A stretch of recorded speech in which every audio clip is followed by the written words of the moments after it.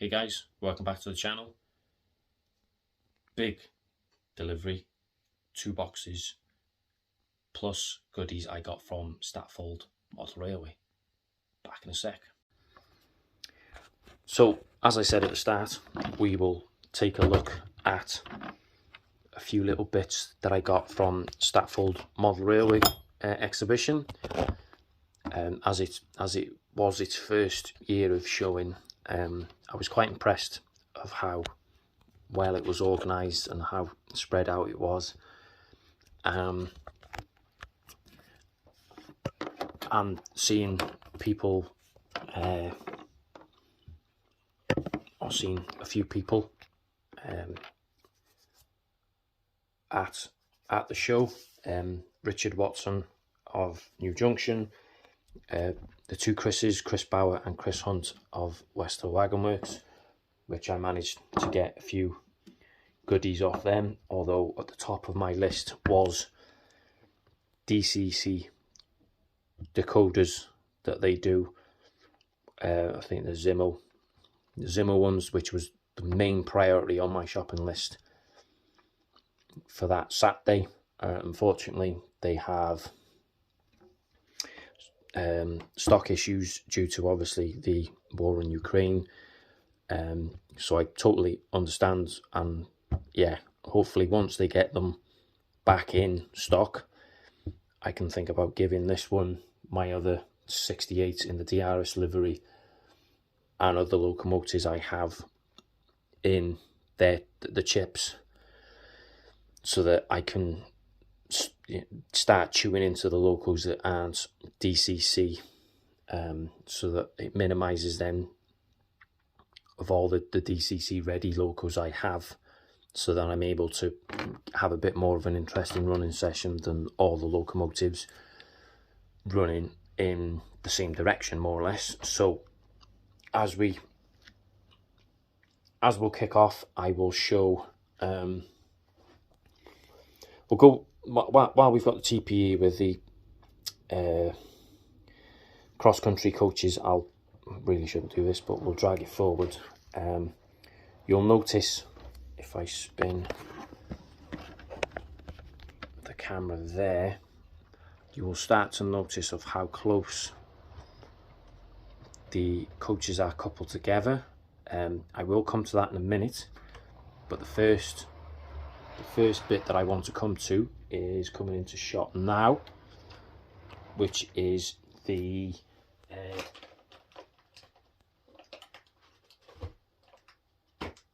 if I can find the thingy, it's the Hornby R4932A LNER Mark III buffet car. Obviously, while researching, or when I got the other Mark III coaches, obviously my idea was for this of being I think what we are at now, 1, 2, 3, 4, 5, 7 coaches long. At the time when I was looking at the cross-country ones, I couldn't find the TCC, which is the trailer catering coach. Nowhere seemed to have it at the time, and obviously the closest one to it, I think I've now found the TCC coach in cross country. I think Kerno Model Railway Centre has it. I think it's £20 for the coach. But I picked up this from the Statfold Model Railway show, and to be fair, the price that I picked it up,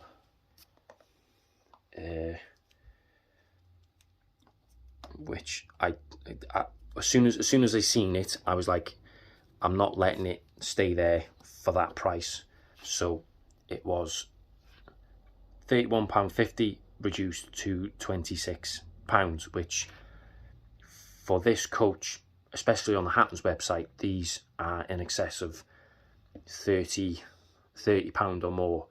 And when I did see it, I did not immediately pick it up and buy it. I did what A few of I've tried and tested method, especially going around with Brian Finn of Finnerson Central from when we went to Whalley, was just because you first see it, don't always go for it. You know what I mean? There might be a stall just around the corner that might be at a slightly different price, which I did. I put it back, you know what I mean, slightly strategically, placed it under a few other coaches, and went around the corner, seen the exact same one for another stall, and they were selling it at about 30, I think it was £35, maybe a bit more, I think it was 40. Basically did a U-turn, went back to this, or the first stall I saw it, and bought it. As I said, for the price, I'm more than happy. I'm more than happy with it. So yeah, that was the actual second purchase I made at Statfold. My first one was from Western Wagon Works.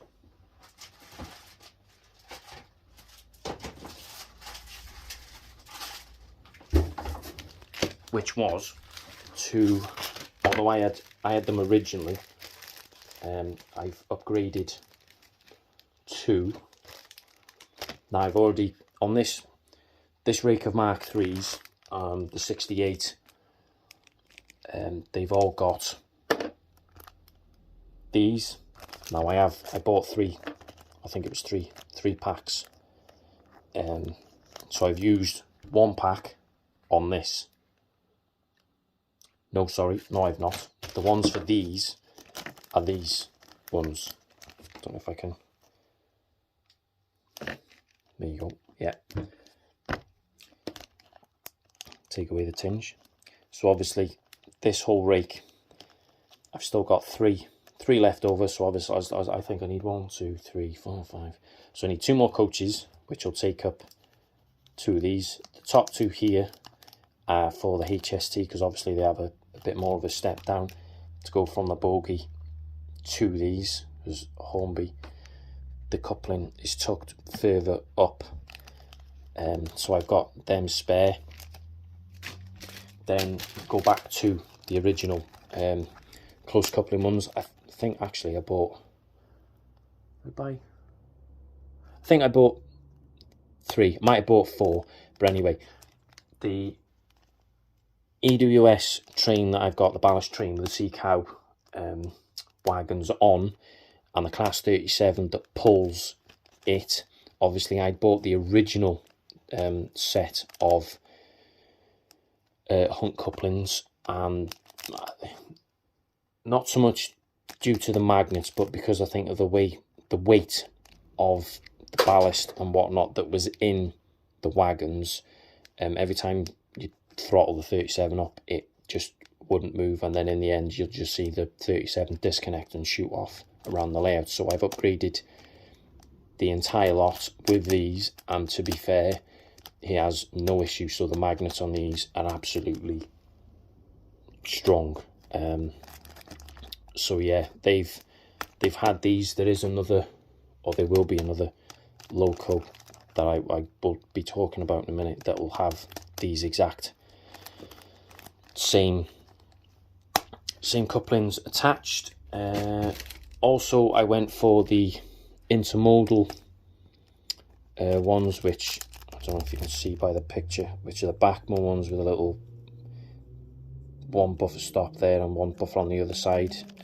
Same again, although the ones that I have, I think I'm going to have to add some weight to them, just for the simple fact of they like to derail. I think I have tried running them, and yeah, they just don't want to behave themselves. So they will be having these on them. I managed to buy, because I was talking to Chris and I mentioned about buying these Hornby Mark 3s, and the first thing he said to me was, have you checked the back-to-backs? And he was absolutely gobsmacked that I'd never bought, or I didn't own one of these. So I do own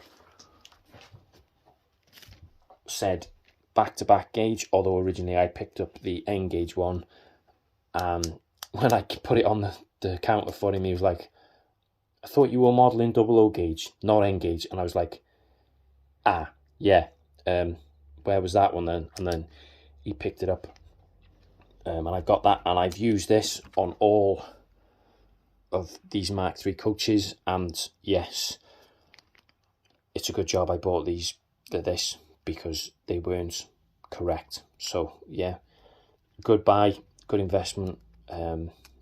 Yeah, proves of how much of a newbie or noob, as people would say, to the hobby, whatever. But yeah, definitely glad I got one of these.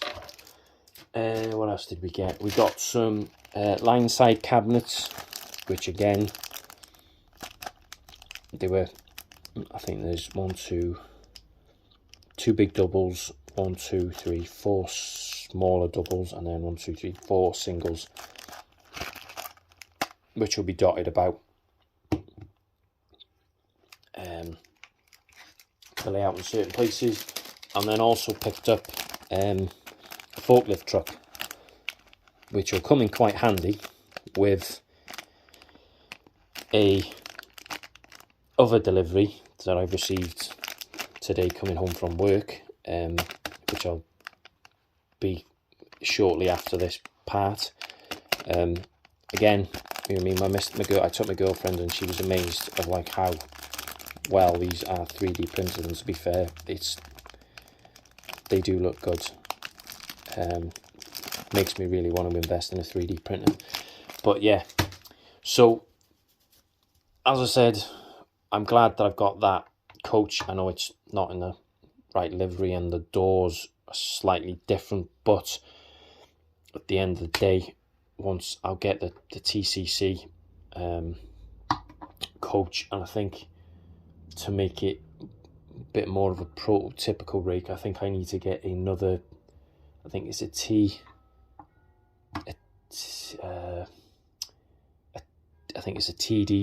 I think, I have got it written down somewhere and I've not, it's on my phone, but obviously my phone's recording. So yeah, so this is one really good reason why I want everything on my layout uncouplings, just for the simple fact of, I mean, I can do it with one hand. And like I said, my girlfriend was absolutely flabbergasted when Chris Hunt showed her, and she was like, and that's all done by magnets, and he was like, yeah, it's plain and simple, easy, you don't have to faff trying to take him up, and you know what I mean, twist the bogies and all the rest of it. So yeah, it's they are really good, and to be fair, they are proper, they are really strong, you know what I mean. You can, although I've just disconnected it from the 37, but you know what I mean, you can, nope, you know what I mean, there is a little bit of give on that, but you know what I mean, if I proper pull it, then yeah, they are really good. And to be fair, I would recommend them for future thingies. Now I will just disconnect these coaches from the next purchase, which I am overly thrilled that I've got. Now obviously people will be slightly putting 2 and 2 together here of why I've got these British Rail, I think they're Mark II coaches, I'm not 100% sure, but yeah, you see them all over the heritage lines. I've got the whole rigs. When I saw this loco, it's been on my wish list for a very long time, since I went to a certain someone's layout, visited Mark 1 of his layout, although he had it in sound. Not really, wouldn't say keen on these locos being in sound. I just don't think currently at the minute, the way this set up, the wheel motion and the other bits of sounds, I don't think sound wise they have it down to a T, unlike diesels. So yeah, when I saw this loco for the price it was, I wasn't prepared to leave it where it was, because it's an absolute steal on my behalf. And yeah, it's a very rare loco that I've wanted since, as I said, visiting this certain person's layout. So it is the Flying Scotsman in its now livery, running round doing rail tours.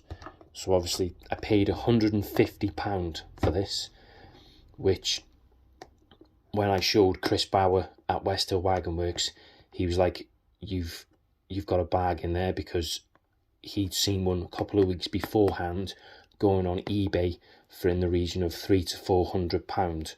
So as I said, when I seen this listed on the stall for 150 quid, I was like, I'm getting it. And to be fair, I am really glad that I did, because she is absolutely stunning. Now, I don't really like handling them this way, but yeah, I am really, really glad that I've got her. Although I was originally looking for the Union of South Africa A4, which I did see at one store, but the gentleman, I don't think it was up for £110, and with it being pre-owned, the box was a little bit battered, and I was a bit unsure about it.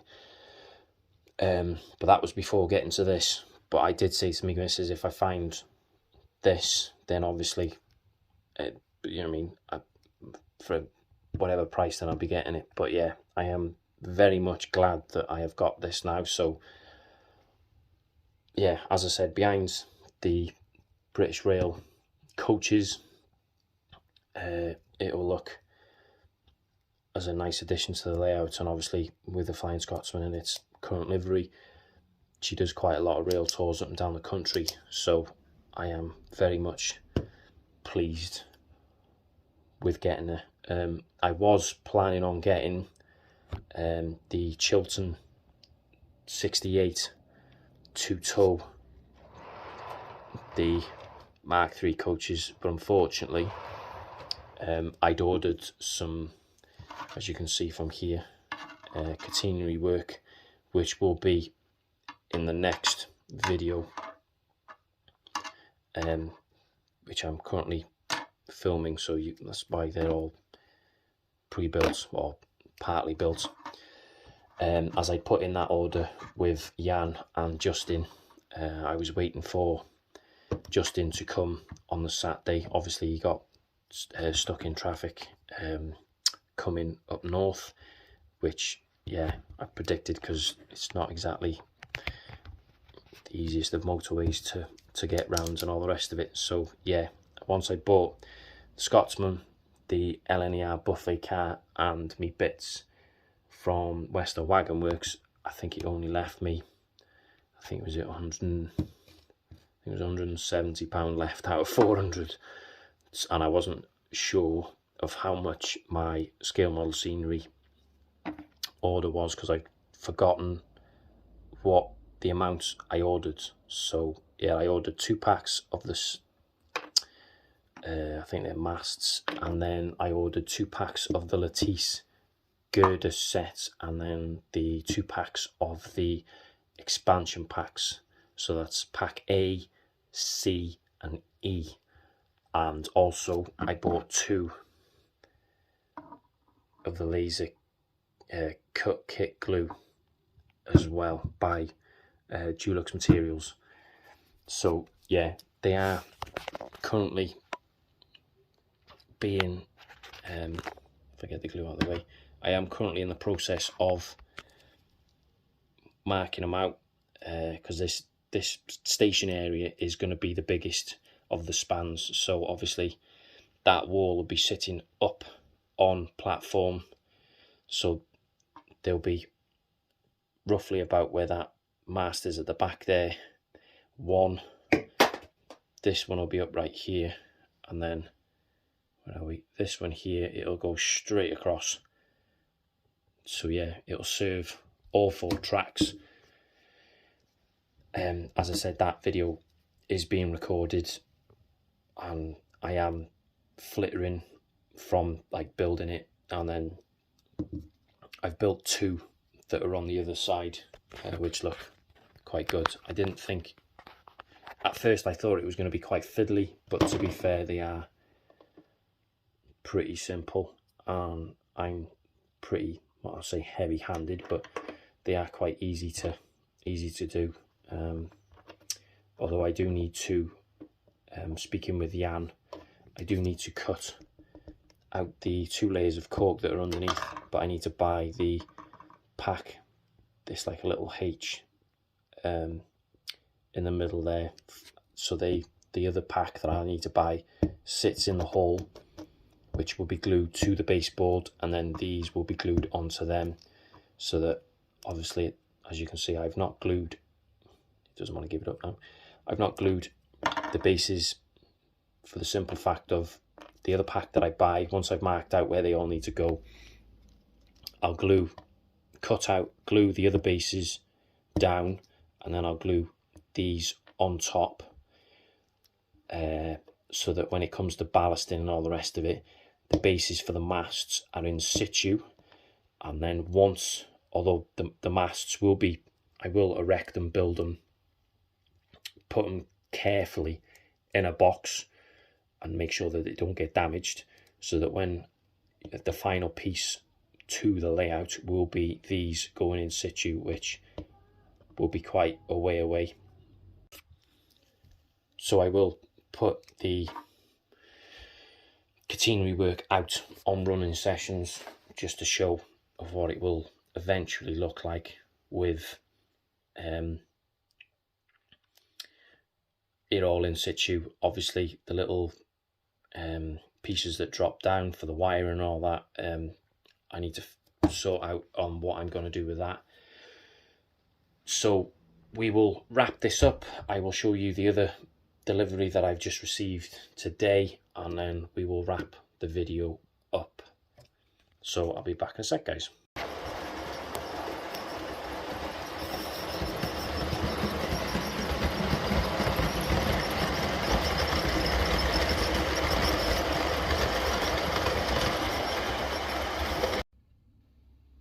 So also within the last few days, I have had 2 rather big parcels, one bigger than the other, which I got off Reese, and it is as follows: as the low relief modern factory front, which will go nicely on the one side of the layout.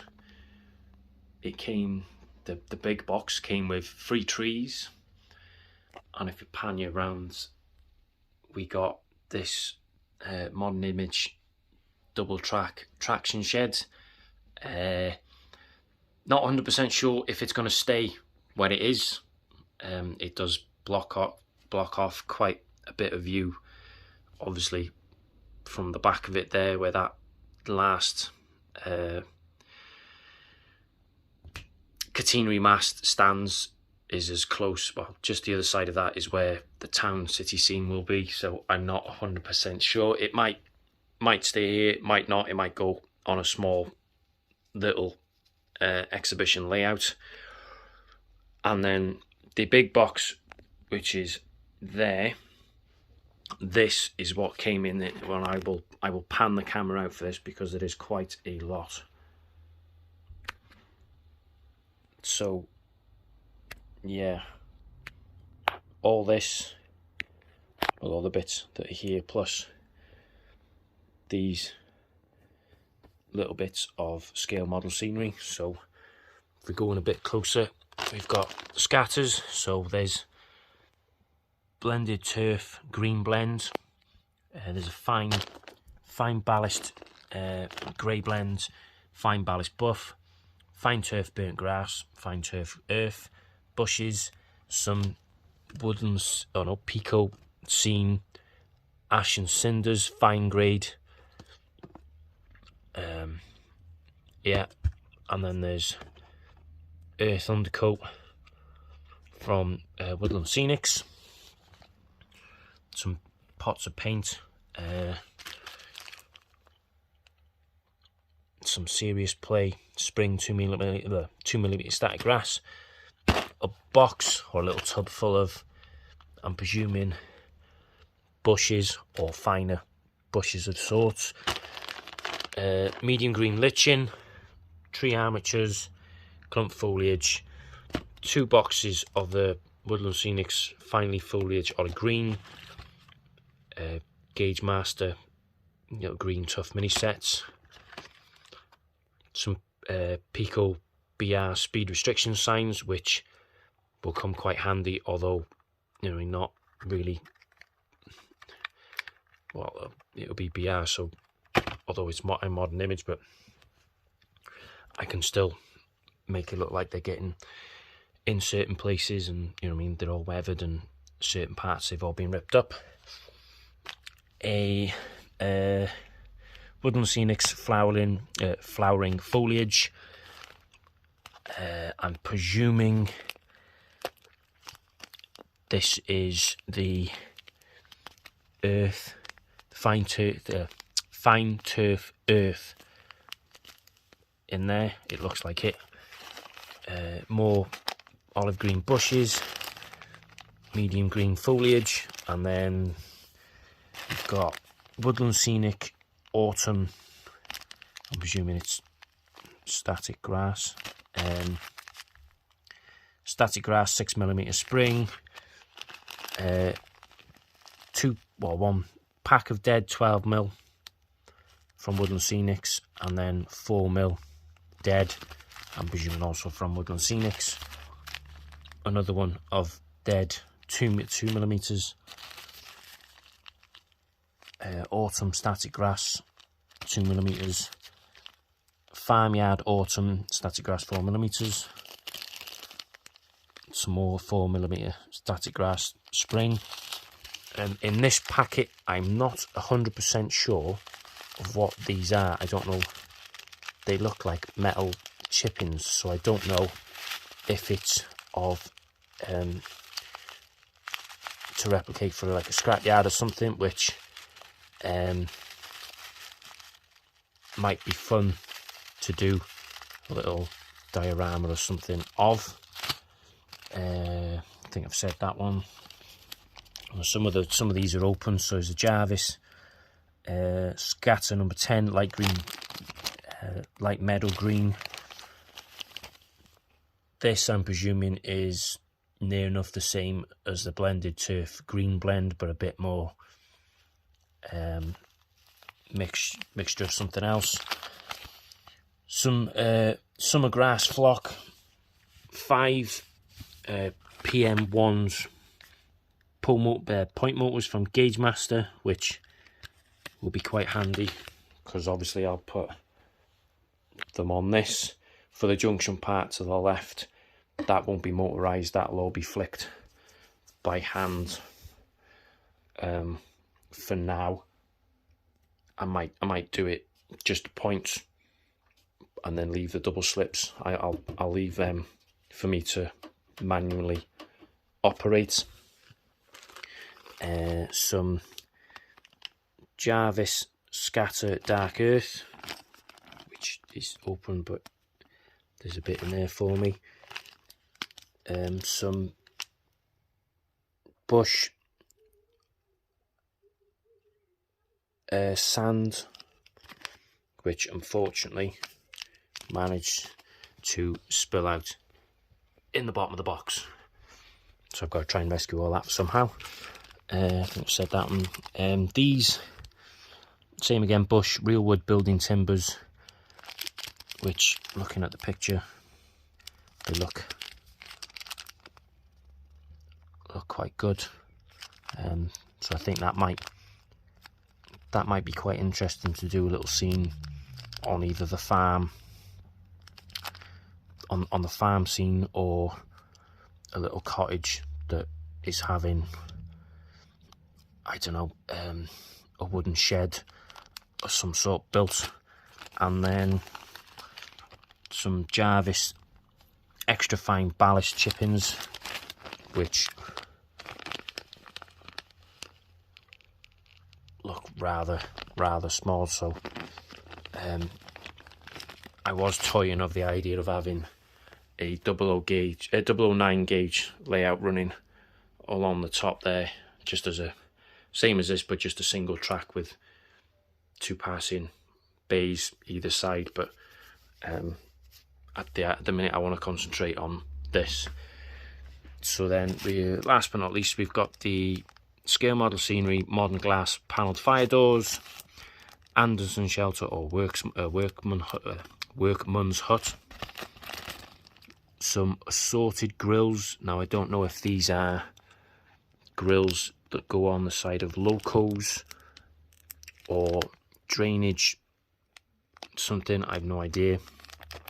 I'll have to have a look to see on their website what they're for. Some line side cabling and hangers, which would be quite handy for going through the tunnel portal there and also there.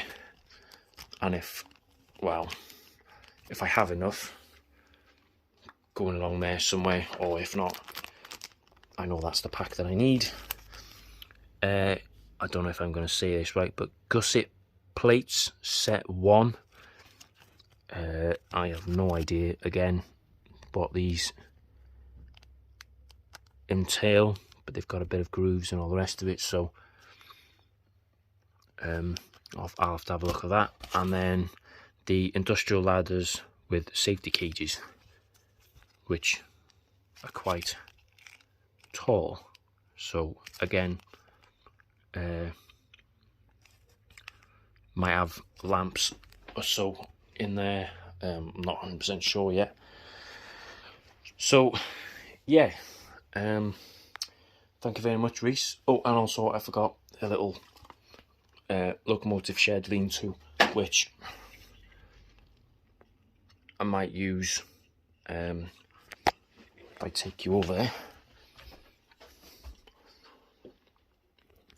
Might use there and just make it look like a little storage shed of a sort for this little network rail area. So I'll be back in a minute.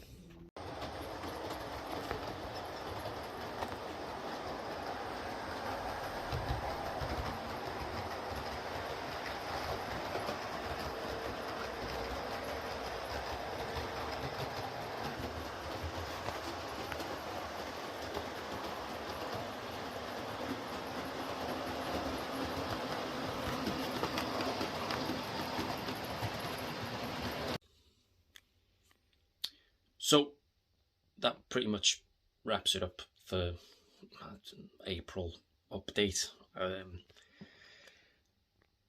Layout wise, I haven't really had any time up here. Fact of work, being a bit overloaded, going between jobs and all the rest of it, and possibly looking at, currently trying to look at getting a new job. Basic minimum is that the company I'm working for at the minute aren't paying regular enough. I keep getting thrown excuses of why I can't be paid or whatever. It's at the minute it's about a buck thick, which is kind of frustrating in the current state that we're all in. Bills and energy prices going up, so I'm hoping to. I know the bit behind me, I still need to wire in.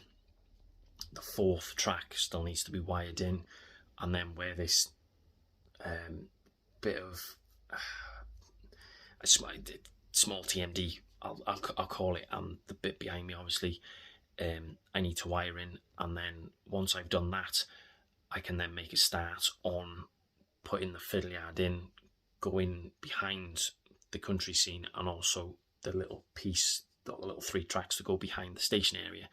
So they are on the to-do list, which is the one reason why I need to get it done, because I've got the kits, as I explained in the last video, for the viaduct, that board there, obviously at the minute it's on a curve. Now that board, you'll see the shape of it was the pre-existing piece that I cut off there, so I will be squaring that off.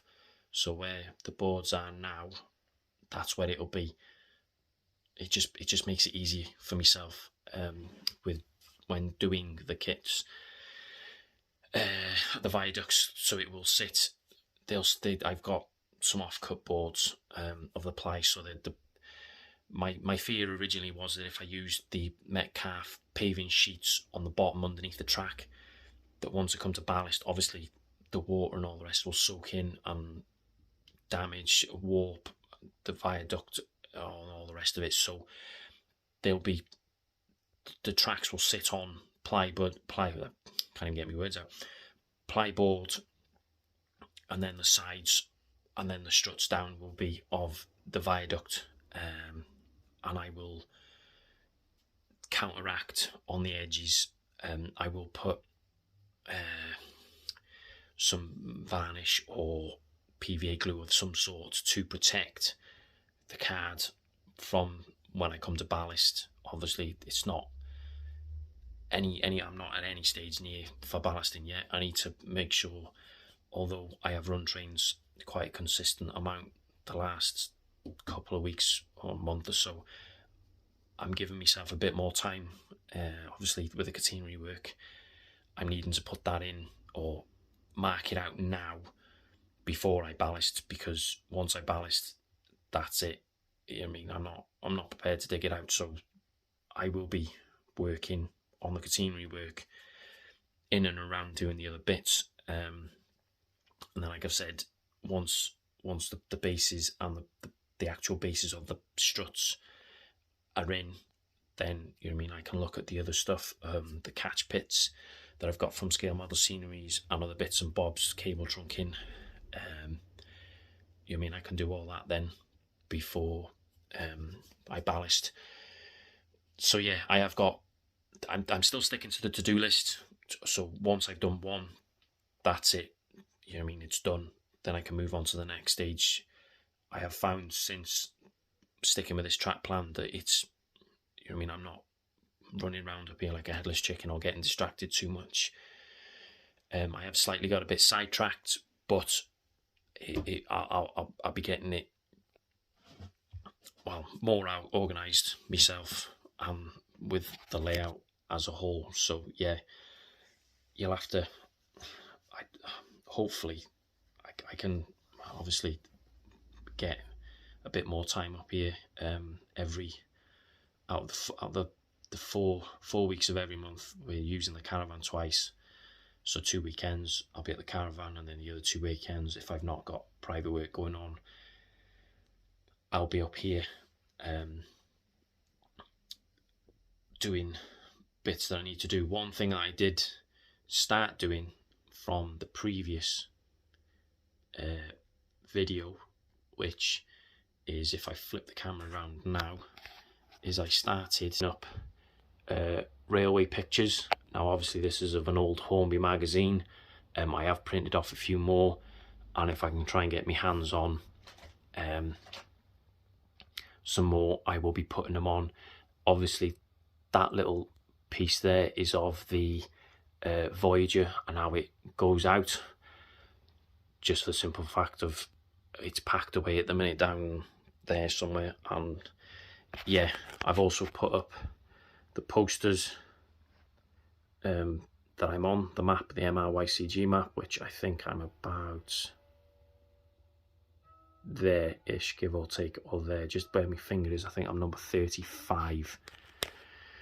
So yeah, so I am chewing slowly at the bit on the layout, obviously with many thanks to Reese for all the scenic stuff that I've now got. I've got quite a lot, to be fair now. So yeah, it's all in the plastic drawers that you get from like Wilkinson's and the Poundland or whatever.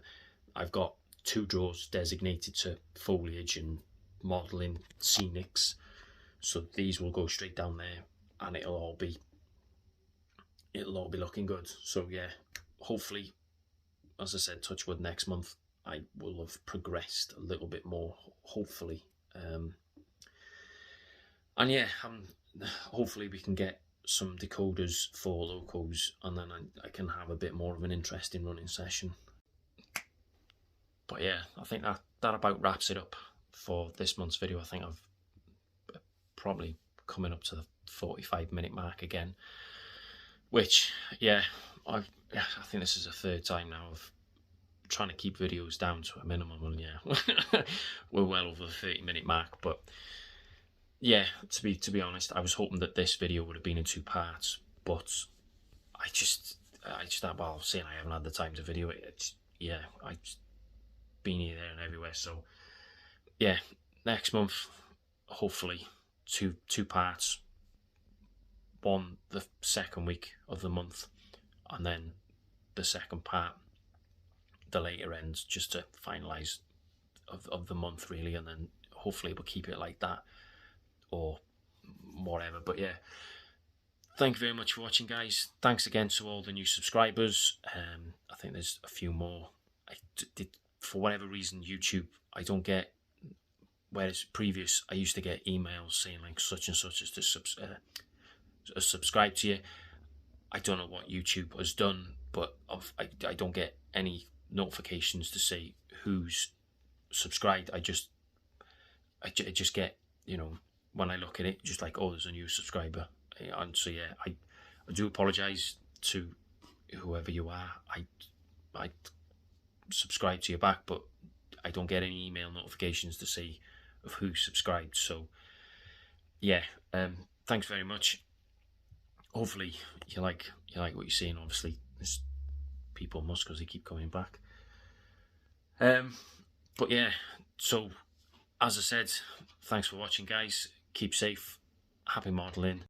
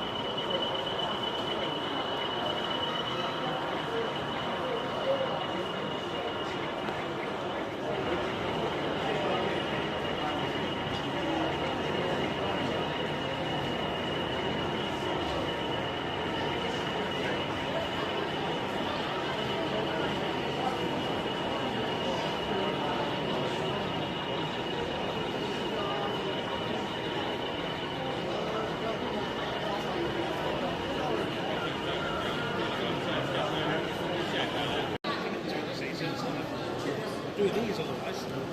That's one first world problem, isn't it? Oh, okay. Yeah, no problem. Hold on a sec, that's all right.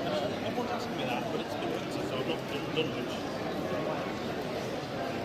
The problem I have, even on a sunny day, is the layer of damp.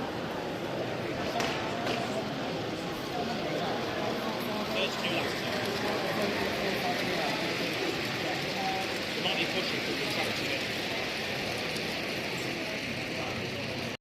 Yes, oh yeah, you was.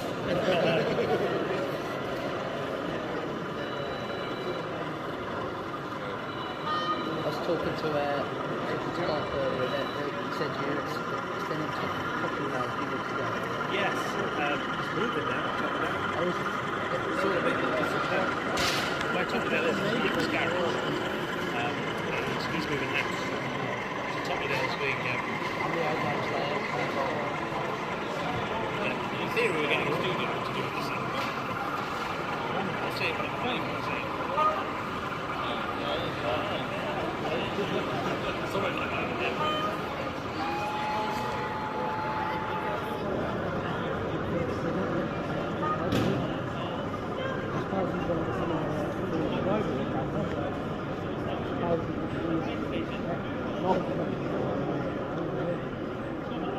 Yeah.